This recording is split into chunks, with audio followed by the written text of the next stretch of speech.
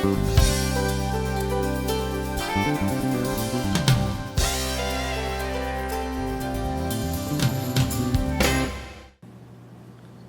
morning, Dr. Rushing.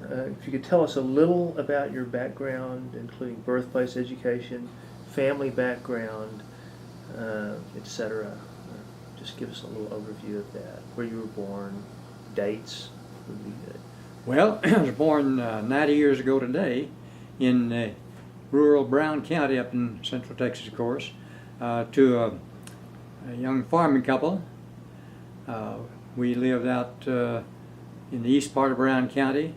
I was the first child, and my father suffered asthma, so farming wasn't for him. And very shortly after I was born, we moved to Comanche.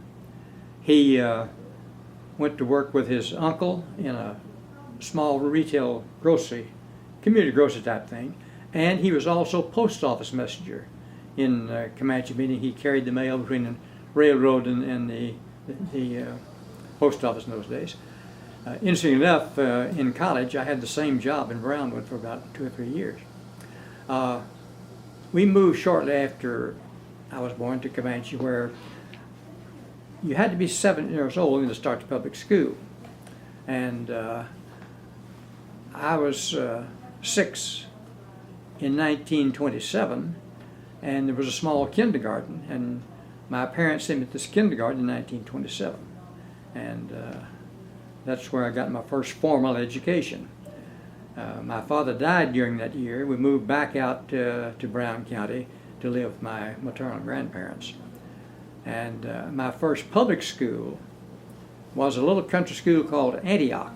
And this was back in the day when a county commissioner's court could establish a school in the crossroad where there was a need for students. And I went to Antioch School, 18 pupils, little 2-room school. The day my mother took me to sign up, she carried a little piece of paper that Mrs. Holmes, the kindergarten teacher, had given her when the year was over. And the 2 young teachers looked at that, the Antioch teachers. They looked at that and decided I ought to be in the 2nd grade.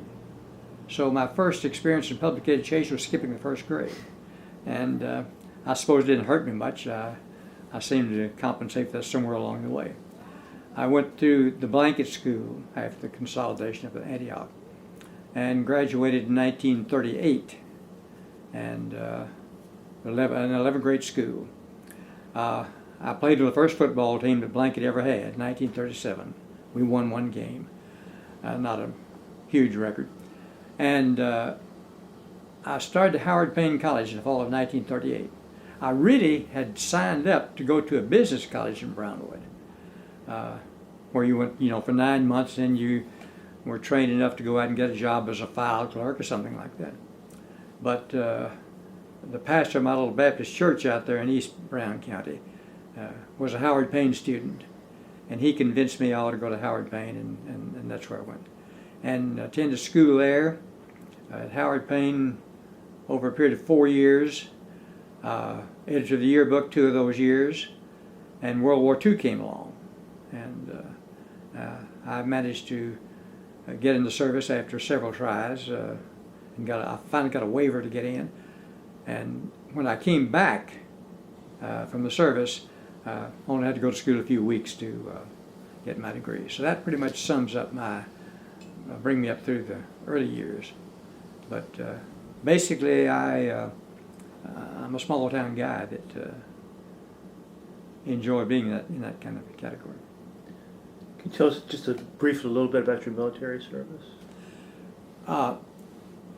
1940s, of course, war clouds are developing in Europe, and I had always been interested in the military. When I graduated from high school, I got a little scholarship to Shriner Institute and wanted to go there, but just because of the uniform, I was being kind of infatuated with that, but couldn't do that. And when the country began rearming in 1940-41,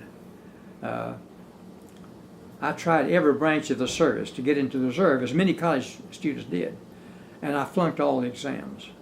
Even the draft board didn't want me. So I heard of a program the Army was starting in specialized training. And I decided to try it. I hitchhiked to Abilene, to the recruiting office.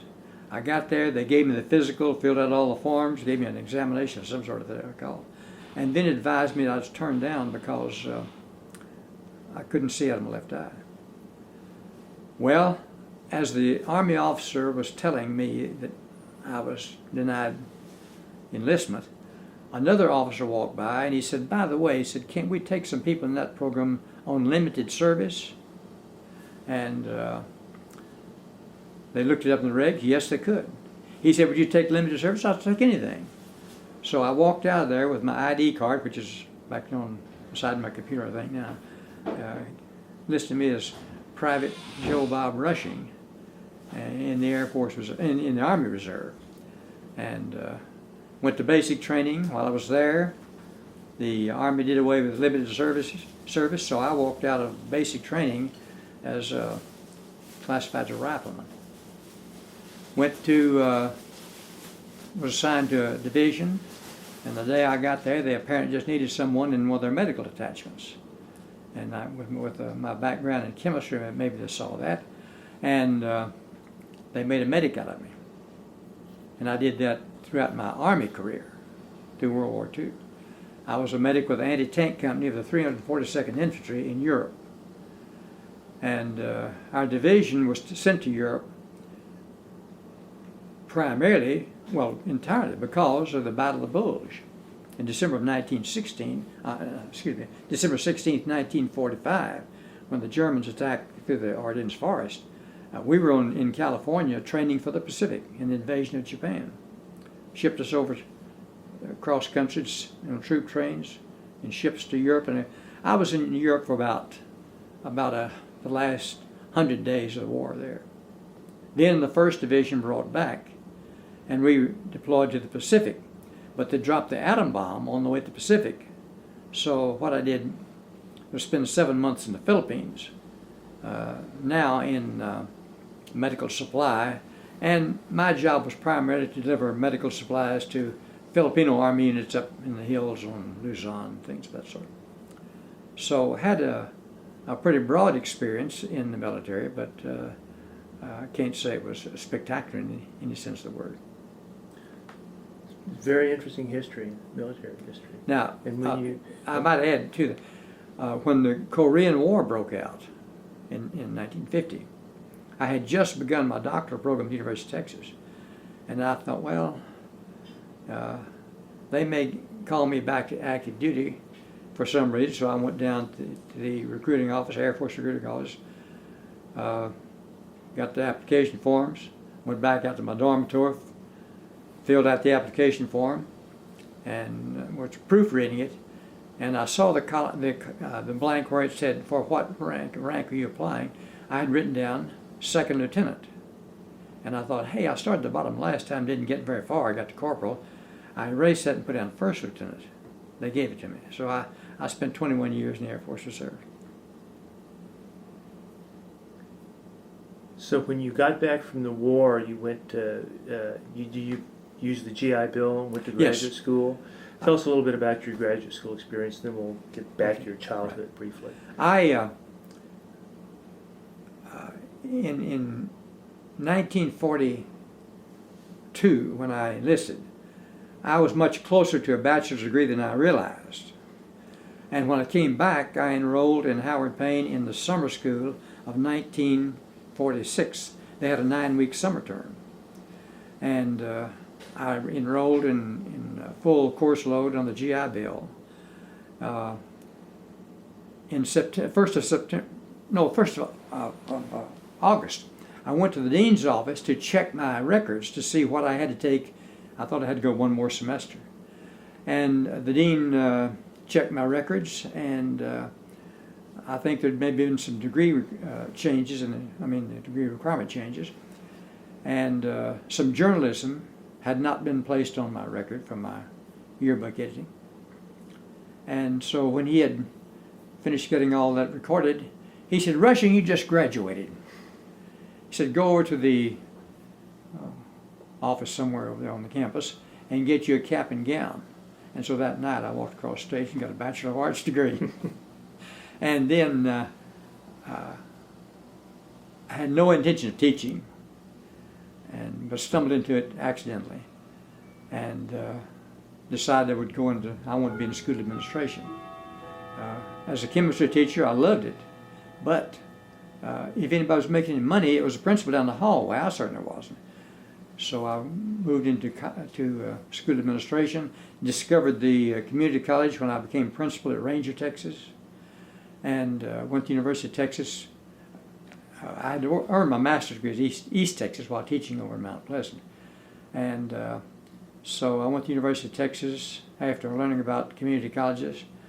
I spent 2 full years and got a PhD. It sounds like you had an interesting background and you had kind of an adventurous spirit. So as a child, who influenced you, do you think? Do you have heroes as a child, people you look up to, admire, that it influenced? Well, in terms of heroes, of course, maybe with all children, your first heroes are fictional. And I lived out in the country on the farm. We had very limited reading material in the house. We got the Brownwood Bulletin every day, a day late. It came out by train, I guess, from Brownwood to Zephyr on a rural route. And I was an avid reader of the comics, and I remember a comic strip called Wash and Easy. 2 characters who were always in some kind of adventure somewhere, Captain Easy and a fellow named Wash Tubbs. And they were my 2 heroes. And then later on, I got interested in boxing as a youngster, and I read everything I could find about Jack Dempsey and Jack Johnson, and Joe Louis, of course, came into the picture.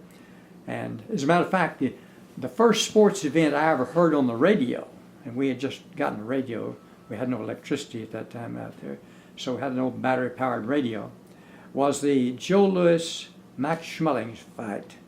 I forgot what year it was. 37, I think. But Joe Louis decimated Schmeling in the first round, and that was the first sporting event I remember on the radio. But those boxers are my heroes. I composed poetry about them even when I was a little old kid. And then very early I developed an interest in the history of Texas. And of course I was a great admirer of all the people, the Alamo and Travis and Crockett and of course Sam Houston and all those. They were people that I sort of idolized. Well, you couldn't grow up in Texas without, speaking as a native Texan, without That's right. You know, that's just in your blood. It sounds like you had an early interest in community college education, so you were kind of almost destined for this position at TCJC. Take a minute to compare and contrast the environment of TCJC that existed when you took the helm as first chancellor and the college today. When you came on board, of course, there was no college at all, and you were there for the construction of the first campus, and you supervised the beginning of the latest campus, the Arlington campus, which is the southeast. So you were there. My last campus to be involved in the planning and construction was Northwest. Northwest. And after I retired, then that's when the development of the Southeast campus came along. Yeah, so you saw the college develop Yes, from right. all through these various, so what, compare the early stages with the institution as it evolved. Well, my interest in community colleges, and then we always call them junior college because all Texas legislation was written in terms of junior college back from 1941 when they first appropriated the first money. But I knew very little about them. And when I got my first administrative job as principal of a school in Ranger, and in being interviewed, they had made the decision to employ me, and I had made the decision to accept. And the superintendent of schools, who was also president of the college, said, "Oh, by the way, we notice you have a degree, undergraduate degree in chemistry. we'll want you to go out to college at night and teach a chemistry class. This was in Ranger. And that's where I really decided that's where I wanted to be, because I found out what was happening across the country. New ones being started everywhere. And that's what got me at the University of Texas and the community college movement. And that's where I was really converted to that belief. And so far as the atmosphere or the climate in Tarrant County, it was really, I would call it anticipatory, because in the campaign that I know I've read about, a lot of people were involved. Community leaders, many of them who worked behind the scenes pretty much, but service groups, all formed many committees, people to carry the message. The Fort Worth Star-Telegram ran 13 articles, a series of 13 articles, describing junior colleges term in those days. Harley Pershing was his name. And somewhere I have those 13 articles somewhere. Tom Schieffer was a junior at Arlington Heights High School and president-elect of the student body out there for his senior year. And he organized a speakers group of high school seniors or juniors to go out to Pure 4 groups. So the community had been just literally saturated with information. That didn't mean everybody got the word, but there was a great deal of anticipation about what this new college would be.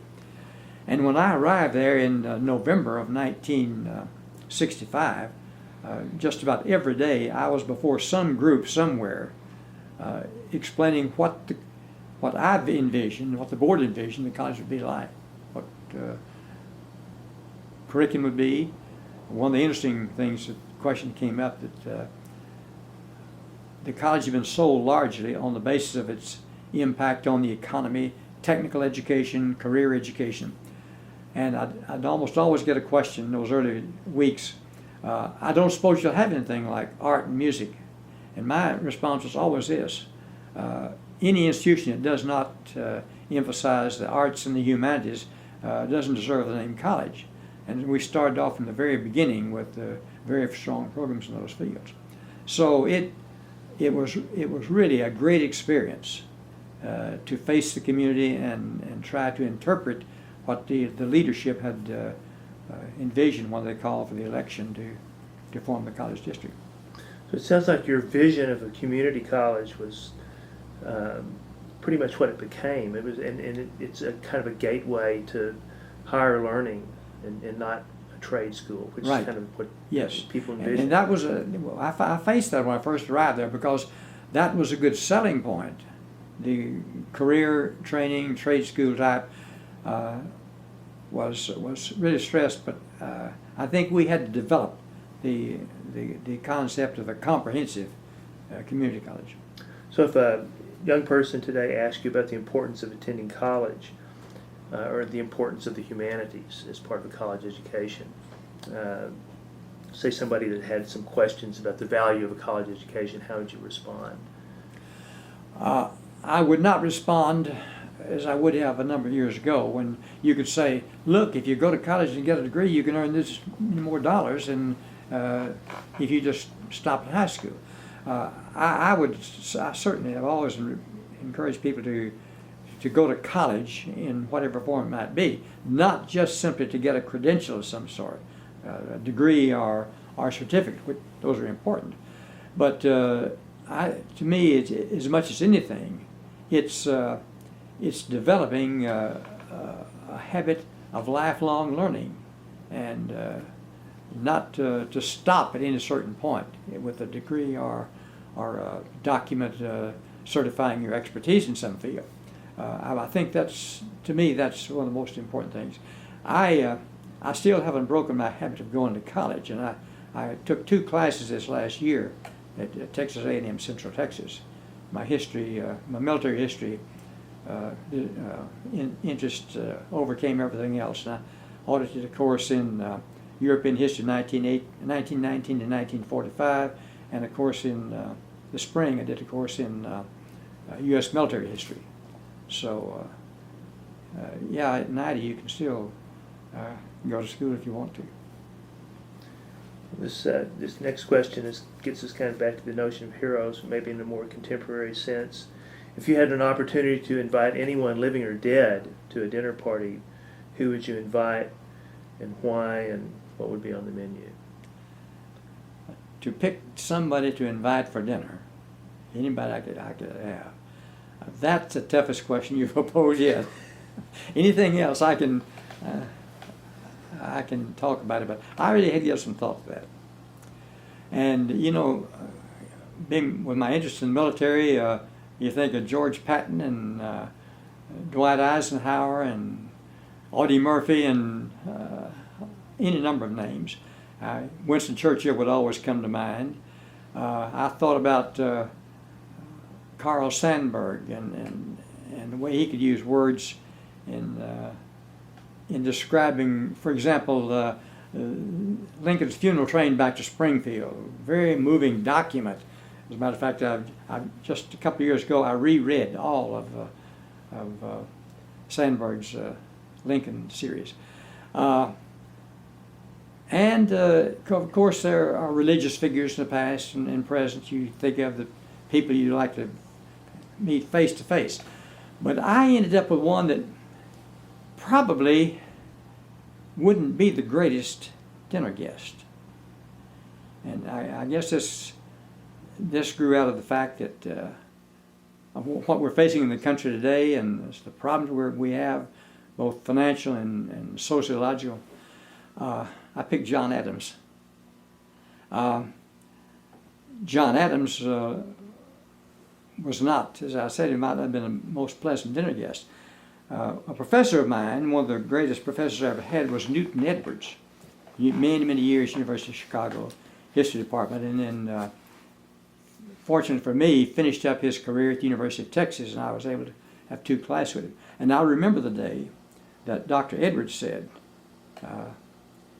no other family, more than the Adams family, contributed to the nation as we know it today.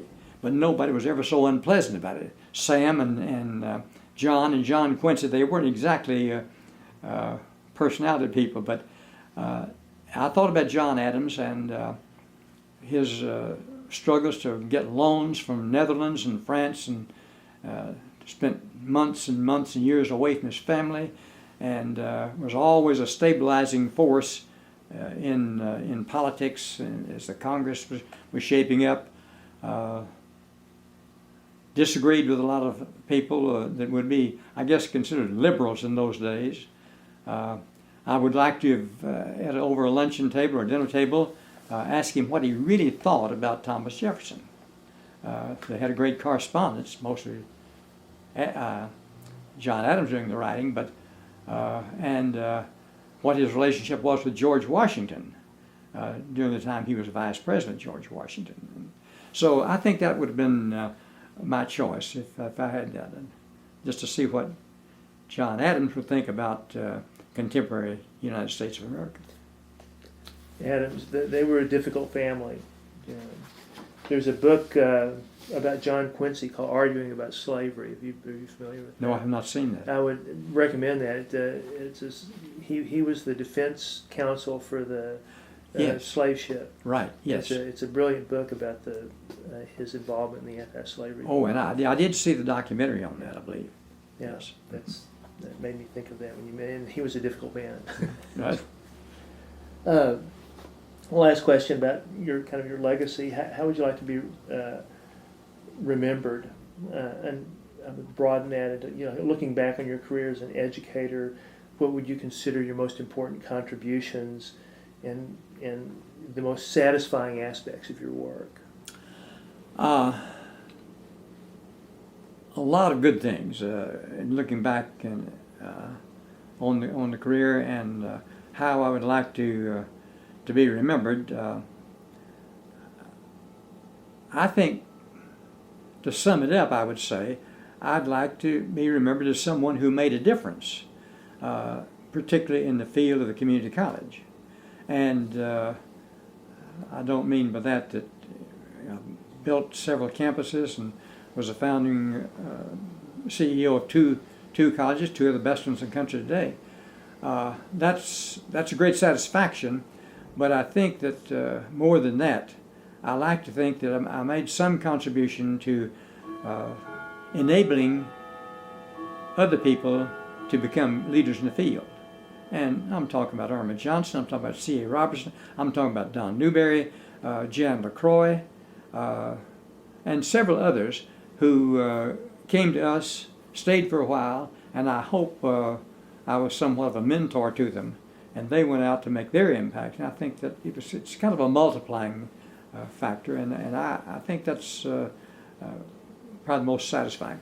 Another thing that's been very satisfying to me, and I worked with boards, community college boards, for 30 years, and that was always a great relationship, because I'm not sure that I would last long in college administration today, but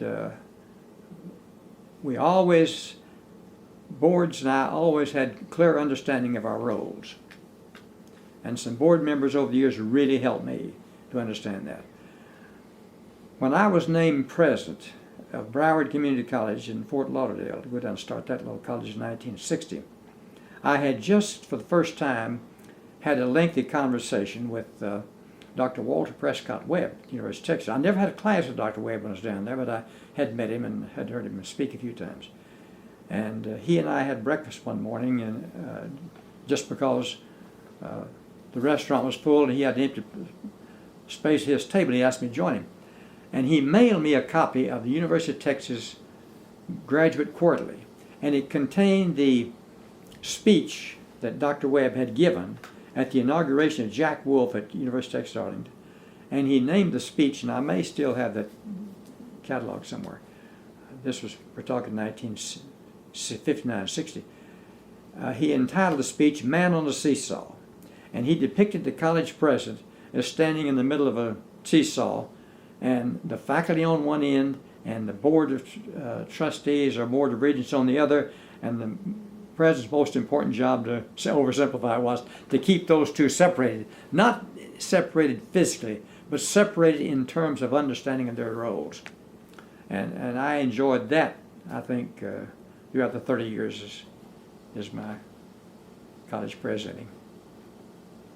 One last thing to kind of sum things up.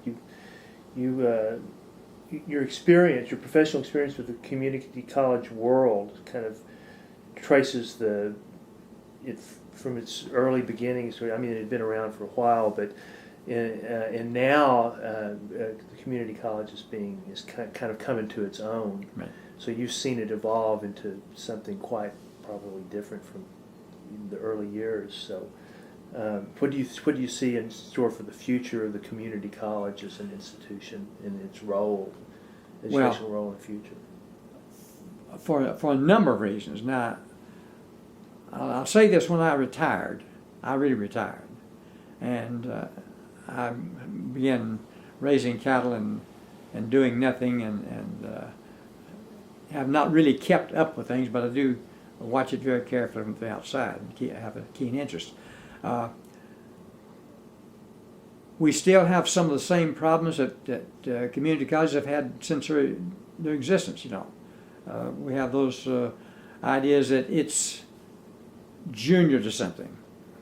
I won't ever quite forgive the guy who came up with that term junior, but it had that stigma for a very long time. We've gotten rid of that.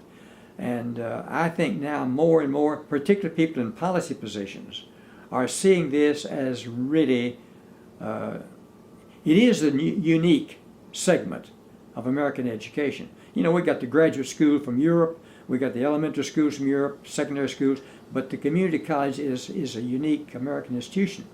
And I think that's being more and more recognized. We're getting more and more people who have that experience. In Tarrant County, how many thousands of people do you have who have had a direct experience with Tarrant County College? Thousands of them.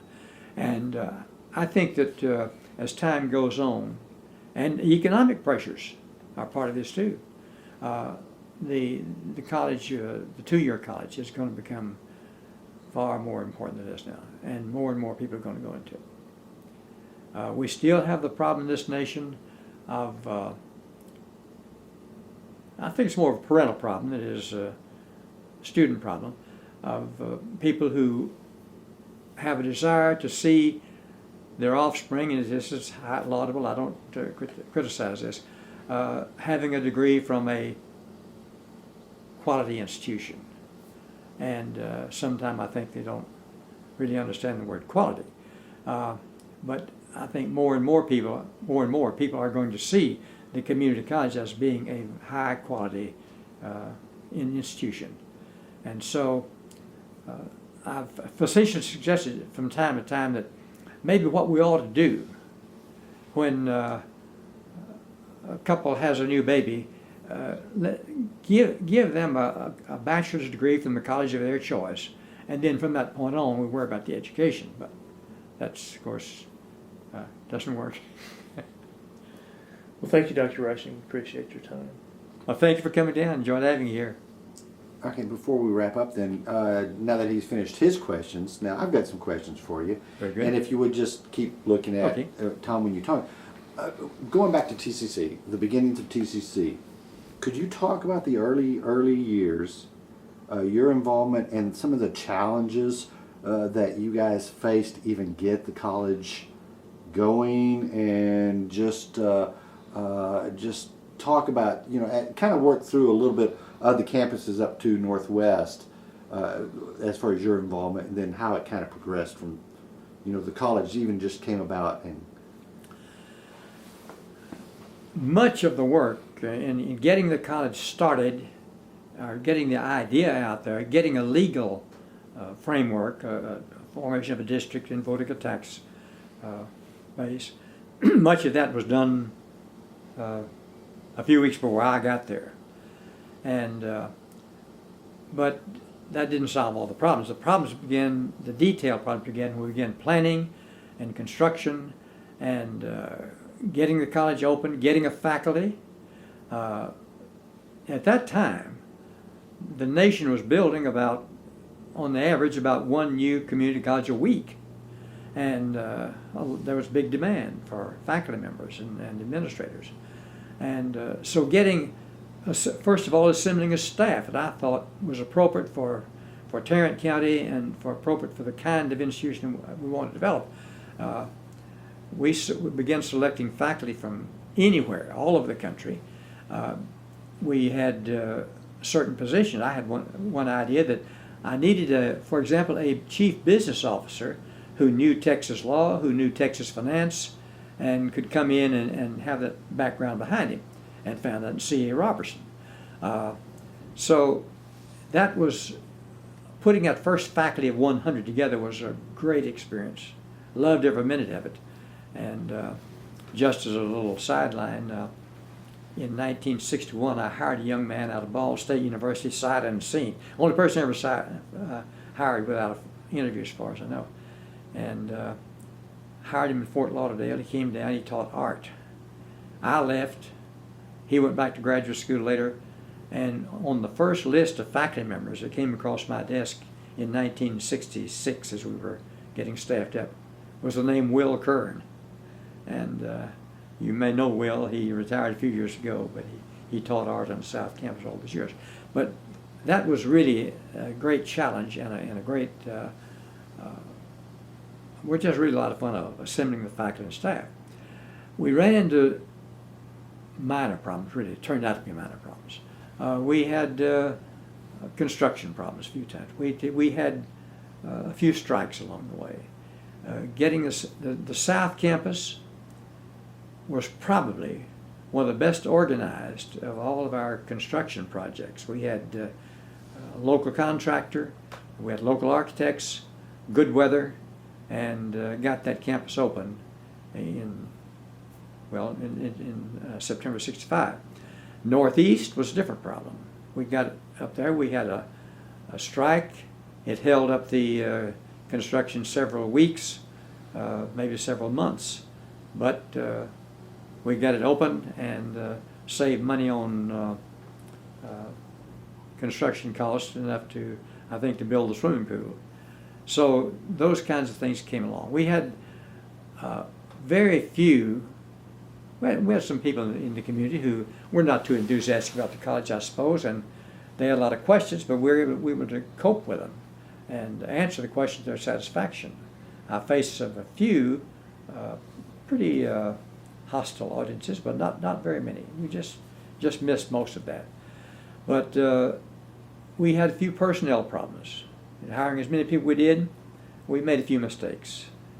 And nobody's fault really, just people that did not fit into what we were trying to do. And so had to take some pretty severe drastic steps in those cases. But the Northeast we had traffic problems up there, but we found great cooperation between Northridge and Hills and Hearst and the other area cities. They all just pitched in and solved any problem. When we built the Northeast, it was in two cities. It was a 185-acre campus, which we bought, had been a former horse farm. And we began planning the campus, and we had to go to Hearst and Northridge Hills and say, hey, can we shift the city line one way or the other? Put us all in Hearst or all in Northridge and Hills. And they both wanted the college. So they said, you go ahead and ignore the city limit line. Plan your buildings, locate them wherever you want, and then when you get through, we'll draw the city limit bound line down through the campus, which they did, and it goes something like that, I'm sure.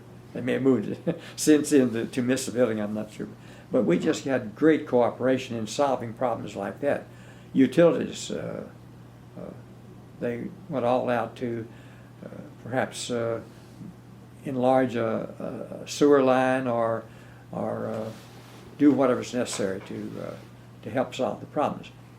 The Northwest campus was a gift. Even before we had begun construction on South and Northeast, the Walsh family had approached the board and said, if you want a campus in the Northwest, we have land up there, ranch land, around Marine Creek Lake. And we'd be glad to give you land for a campus. Well, when I first arrived there, I had written specifications for a campus, assuming a student population of 5,000 full-time student equivalents, commuter campus, all the things that go along with. And we decided that the minimum size of a campus would be 150 acres. So the Walshes gave us 150 acres there on the shores of Marine Creek Lake. But then we ran into a problem when the site development began. Engineers looked at that because 40 acres of the 150, 38 or 40, fell within the 100-year flood stage. And we couldn't build on that property. Couldn't build public buildings or any kind of buildings. So we ended up with a lot less land than 150 acres, about just over 100. So we went back to Walsh's, and both Mr. and Ms. Walsh, Howard and Mary D., wonderful people. In a conversation with them, we explained that we couldn't build on that we needed more land. Well, I don't know if any of you knew Howard Walsh or not, but he's one of the world's greatest guys, but he could grumble at you. And he was kind of grumbling around about, well, we gave you 150 acres. And Mary D. said, Howard, shut up. You know we're going to give it too many. So we got the additional 40 acres, about 40 acres for that campus. It came out 100, I think it's 130 acres. But it was that kind of cooperation we had. And so we did have some problems on that campus. There's a quarry a mile away over there somewhere. And we felt the soil there, or the physical structures, is solid rock under there. And we were getting vibration through that we thought we were losing some windows, things of that sort. And went to the people in the quarry, and they agreed to cut down on the size of their blasting over there for a while, till we could find the root cause of it. So the problems that we faced were huge one day, but seemed to be always solvable and relatively easy. Was there anything that influenced what specific programs went on the campuses? Like South has the nursing program, and the Northeast has some of the medical auxiliary programs, and Northwest has the horticulture in it. Were there decisions on trying to Yes. decide what programs went Yes, there? every one of those, we spent a lot of time on every one of those location of programs. It was always a big problem. Not always a big problem. You could make some decisions fairly easy. At the time we opened the South Campus, the associate degree nursing program was still very new. I had begun one in Florida about the third or fourth year. That program was started really under the auspices of Columbia University with a grant from the Kellogg Foundation, because some people thought that in 2 years you could develop great bedside nurses, registered nurses, without a full baccalaureate degree program. And it would prove to be true. And I started the program there, and I wanted to start one in Fort Worth, and of course the hospital wanted to start one in Fort Worth. And so we included that planning on the South Campus for the nursing program to get it up and open, because we didn't know how long it would be before we got the Northeast open.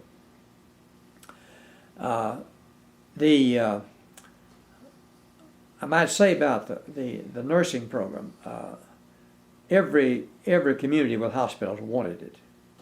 And we had great support from the Dallas-Fort Worth Hospital Council, both the Dallas County Community College and there too. And so we started that program in the very early stages and put it on the South Campus for that reason, because that was the only place we had open. When it came to mapping out the other allied health programs, we decided to move it into the Northeast, and that's why all of those came off on that campus. Dental hygiene, and of course all the radiology technology, and I'm sure they have a dozen or more up there now. And that decision was made to locate it there. It was closer to other hospitals than those just in Fort Worth. That was always a problem. Well, there's always a consideration. We had the programs. Texas State College for Women had a nursing program. Tarrant came in with a program in physical therapy. And we used the Fort Worth hospitals as for clinical training. And it was very easy. We had a coordinating committee that reviewed every allied health program we had to see if we had the clinical facilities in the area available to take our students. And for example, before Tarleton came in the later years, that was there to start its physical therapy baccalaureate degree program, I had to sign off on it. It's okay. And Dr. Margie Peschel was our key leader in coordinating all that. So that was always a problem, and that's one of the reasons we moved the allied health programs to the Northeast, because there are hospitals in that area too, and that could take our students. The horticulture program, we had land up there that was wide open, could be used to expand that program, and in the construction we built the first greenhouses and began the program there. We did another thing that I'm not sure it exists now, but Dallas was coming along at the same time we were. They had adapted the downtown department store and opened in 1966. Bill Priest was the president, and Bill and I had countless telephone conversations over the years about our programs. And in probably late 60s, early 70s, the two boards, Dallas and college boards, Dallas College and the Tarrant College boards, adopted an agreement which says that any Dallas County resident who wishes to come over to Tarrant County to take a program not offered in Dallas can do so and be treated just like a resident student. And for fee purposes and for admission requirements. And that meant that Bill and I were not having to beat each other as to who can duplicate this program. If his constituency was saying, we want a program in aviation technology, he could say, look, we're not ready for it, but if you go over to Tarrant County, they'll treat you just like a Tarrant County resident. And we did that for a number of years. Renewed the contract every 2 or 3 years. One of the better things we ever did in coordinating.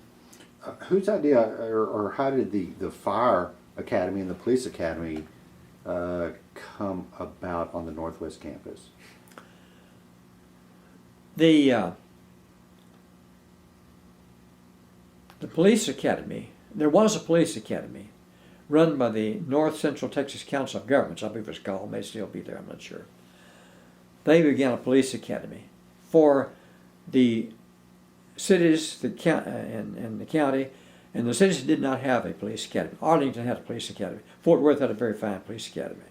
And so their problem was solved. But what you have, 30 municipalities, and they needed training. And so North Central Texas Council of Governments started the police academy. But they at first got federal money, I'm sure, maybe continue to get some, but as their costs went up, they had to start charging more and more of, Castleberry and whatever else would be around to train their officers. And so several of the police departments came to me and said, would you consider starting a police academy? Well, the first solution was that, and in the North Central Texas Council of Government agreed to this, that we would take over their program. But over the years, I had many people who wanted me to take over their program. And it was one that we could not justify financially, meeting the terms of their requirement if we took it over. Really, all it would amount to, basically, we'd give them space to run their program in our facilities. And we would not agree to that. And so we began our own program using voluntary instructors, which caused me some little anxiety. And we located up in that area because there were a lot of small towns around that part of the county in the northeast area. And I never doubted after the first year, when the first students went to Austin to take their exam to become police officers, I never worried after that because they just aced the tests right down the line. And the academy really thrived. We brought a young man from, I believe, from Midland to head the program. And so when we needed a facility, we had to use firing ranges where we could find them. And the way the county was developing, you use a firing range for this class, and by the next time when you have a class to go through the firing training, you get there, it's filled with condominiums. And so you had to go someplace else. And that's when we decided to build a facility on Northwest. We had plenty of land, and so we put the campus on that. There was plenty of land not only to build the firing range and the classrooms and so on. We also had room there for the driving pad, which took up a lot of space. And the agreement was then, I'm sure it still exists, most of the instruction was done by training officers of police departments, voluntary. Then we swapped them time in the range for their instruction. So it was really a kind of a barter system with the early years of the police academy. I was really amused the other day reading the Collegian. I noticed that they're thinking about closing in that range on the northeast campus, but for fear there's a high school to be able to understand there, that a stray bullet may go. That was not new news to me. I wanted to build an indoor range on that campus. And so we looked all over the country to find a good example of somebody with a successful indoor range. And I discovered one in my old school down in Fort Lauderdale at Broward College. And I don't remember, I took 3 staff members, and we flew to Fort Lauderdale to look at this indoor range, but while we were in the planning stage at Northwest Campus, and it was pretty nice. Had 12 firing stations, and so something didn't look quite right, and I asked the director, a man whom I'd hired years before to head the police academy there. I said, how many people can you fire at one time? How many police? Oh, we can only fire 6, even though they had 12. He said, the air circulation system simply will not get those toxic fumes out fast enough. We came back home and we planned the open range. Well, we were doing the punch list. The building was completed, and the architects, C.A. Robertson, and campus president, we were going through that, and I looked up in that range, and I saw the girders across the range. They were made out of 2 and 3 inch pipe, welded, of course, round, and I could just see someone coming in there, getting off a high round, hitting one of those pipes, going up there, coming out and hitting somebody's car hood on the. You're not going to hurt anybody probably, but you have a dent on the hood, and we would have all kinds of trouble without a stray bullet. So I said, and I'm sure it's still there now. If you'll go look, I haven't looked. I came down to my ranch one weekend. I brought my .22 Magnum pistol. I brought a .38 Special, and I got some 2x6s, and I went out and I fired a few rounds and found, of course, it went right through. I took the 2x6 back to C.A. Robertson. I said, Mr. Robertson, I want you to get the architects, and I want you to face those girders with 2x6. That will slow up a bullet enough. It's not going to go out there. It's not going to hurt anybody, but it could hurt our public relations. So I was really amused to see that the same problem is still there, that there might be a stray bullet. I hope they get it resolved. But that was the why we had the range up there. We had open space. The whole country was open then. The noise from firing wasn't going to bother anybody. Of course, that changes. Just like the old ranges we had to use out in a dirt bank somewhere, it became a condominium or parking shopping center. One last question.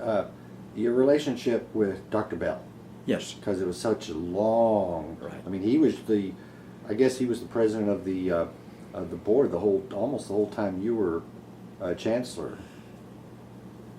Jenkins Garrett was the first president of the board, and president of the board when they hired me in 1966. And Jenkins served for 6 full years. They drew for terms, and so his term, he drew a term of 6 years and served throughout the 6 years. And really, I give him more credit than almost anybody else in the way the board shaped up in terms of its responsibility. And actually, I'm not exactly confessing to 3 of you, but to the television camera here, that they gave me a lot more authority and freedom than I had any right to expect. I tried to respect that, and I think that I was fairly successful in doing so. I never infringed on that. But Jenkins was the one who really brought about the development of the way the board worked. At the end of the 6 years, he did not run for re-election because the governor wanted him to be on the board of Regents University of Texas. He took that job. And that's when Dr. Bell became chairman. And from that point on, we worked very, very close together. Had a great relationship. I have 2 questions, if I can. Can you articulate the, of course directed to these guys, your answer. Can you articulate the opposition there was to a junior college in Tarrant County and the naysayers?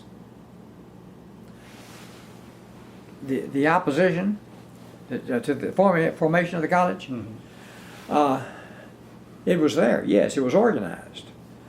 Not so much opposition in terms of a big opposition, but there were some people who were very sensitive about the college. I think that perhaps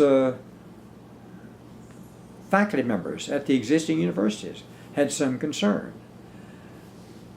And Texas Christian University, and I had a great relationship with Texas Christian, and they had some concerns because they had a very big evening program, which they operated fairly economically.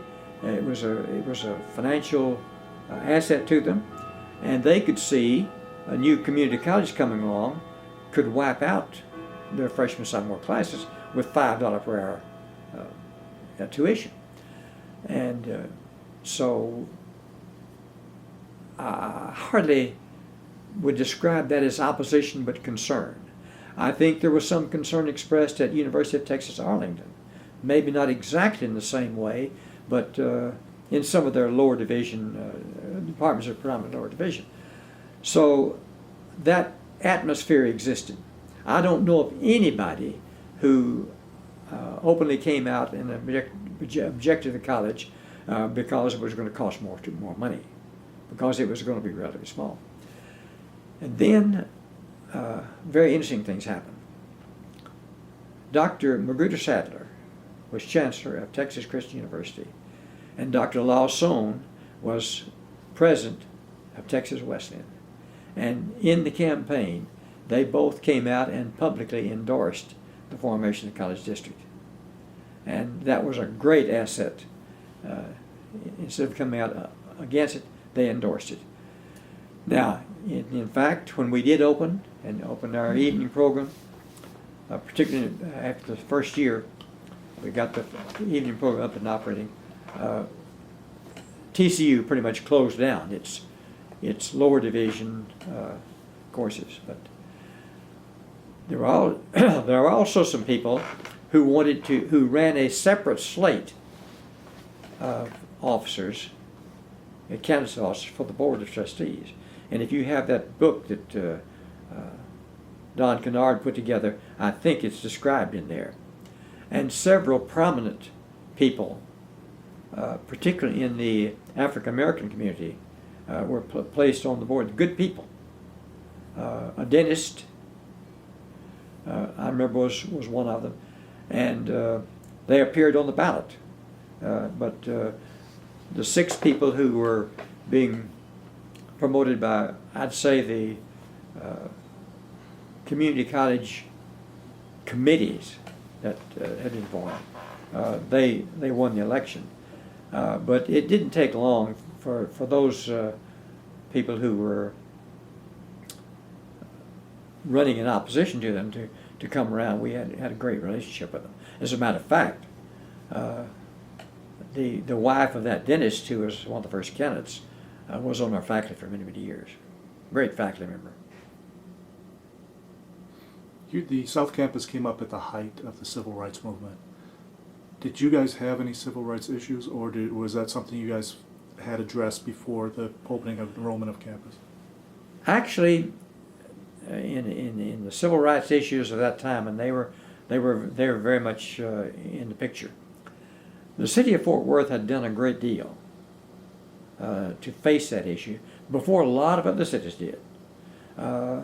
The restaurants downtown were opened before we came into existence, and now I did face some very serious questioning in the African American community for church groups about what the college would be doing to face those issues. And from the very start, we had very little in the way of questioning or any conflict. Now later, and this was more, I think, student activity than it was racial, we did face an issue, and we're in court. I was over in South Carolina with a college over there as a consultant one time, talking about this same issue when I got a telephone call from Fort Worth, from the president of South Campus, saying we'd had a fire in the student center and some student unrest and a little bit of turmoil on campus. It wasn't a great deal. And I came home immediately and some students had protested. I think there was an organized campaign at one time on the part of some national group that placed a student or two in our South Campus that were there to create problems for the faculty members. And this was an outgrowth of all that. Well, we immediately got a temporary restraining order against the students who had started the fire and had created some disturbance on campus. And then the students, the group, and I'm not sure who represented them, took us to court, in district court, and accused us of denial of their constitutional rights of expression, whatever. The case went to trial, and we got a resounding decision on the part of the district judge in favor of the college. They appealed to the appeals court, and the appeals court upheld that even with a stronger ruling. And it went to the state Supreme Court, and I believe the state Supreme Court heard the case and came down with a ruling in our favor. And that pretty much solved that the problem we had with that. But other than just minor things, the issue of civil rights. Now, during the Vietnam War, we had a few little demonstrations, not of any great significance. Perhaps gathering around the flagpole when their assembly point was supposed to, things like that. It didn't amount to a great deal. I think we're very, very fortunate to have had gotten through that period with relatively little turmoil and conflict. Anything else you want to know? He asked the last question I was going to ask about Vietnam and civil rights movement. You opened that campus, it was right in the midst of all that. And I was Yes. wondering. Yeah.